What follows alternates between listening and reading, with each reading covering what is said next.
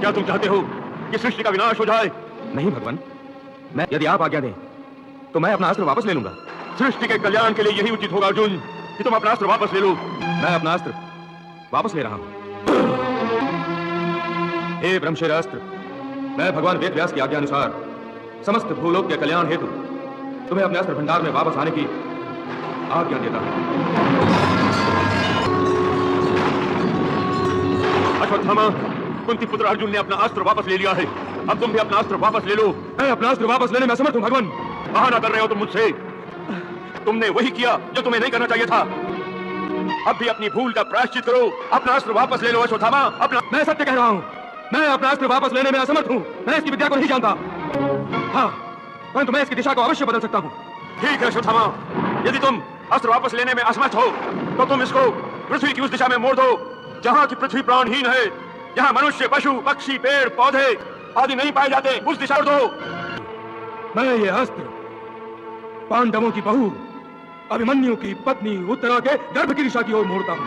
नहीं अश्वत्थामा, इससे पांडवों का वंश ही नष्ट हो जाएगा और मेरा दुर्योधन को दिया हुआ वचन भी पूरा हो जाएगा।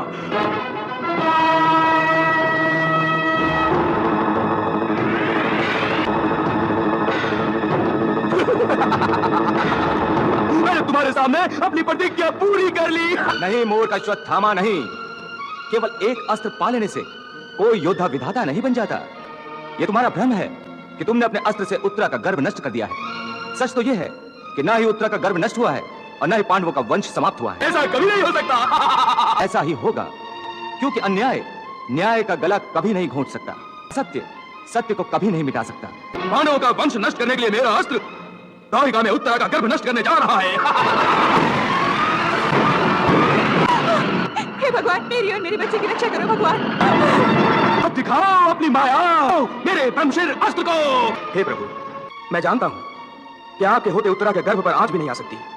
सर्वशक्तिमान है। दिखाओ दिखाओ दिखाओ कोई चमत्कार। जाओ सुदर्शन, और ब्रह्मशीर अस्त्र के प्रभाव से उत्तरा और उसके गर्भ की रक्षा करो। जाओ।